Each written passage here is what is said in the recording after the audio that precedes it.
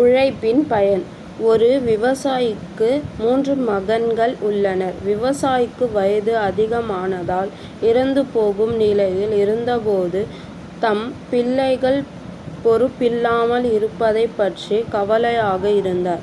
ஒரு நாள் அவர் தம் பிள்ளைகளுக்கு தன்னுடைய நிலங்களை அவர்களுக்கு பிரித்துக் கொடுத்தார். அது மட்டுமல்லாமல் அந்த நிலங்களில் ஓரிடத்தில் ஓரடி ஆழத்தில் புதையல் இருப்பதாகச் சொன்னார். அதை தேடி எடுத்துக் கொள்ளும்படி சொல்லிவிட்டு இறந்து போனார்.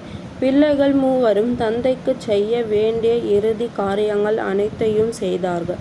அதன்பின் அவர் சொல்லிய புதையலை எடுப்பதற்காக நிலத்தை தோண்ட ஆரம்பித்தார்கள். முதலில் மூத்த மகனின் நிலம் முழுவதையும் 1 அடி ஆழத்துக்கு தோண்டினார்கள். புதையல் எதுவும் கிடைக்கவில்லை. எப்படியும் புதையலை கண்டுபிடித்து விட வேண்டும் என்ற வெறியில் 2வது மகனின் நிலத்தையும் தோண்டினார்கள்.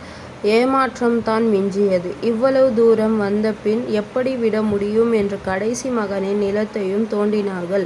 மறுபடியும் ஏமாற்றமே. மூவரும் சேர்ந்து தோண்டியது வீணாக வேண்டாம் என்று எண்ணி அந்த நிலங்களில் விதை விதைத்து நீர் பாய்ச்சி உரம் போட்டார்கள். ஆண்டு முடிவில் அவர்கள் நிலத்தில் அமோக விளைச்சல். அறுவடை செய்து விற்றதில் அவர்களுக்கு கொள்ளை லாபம்.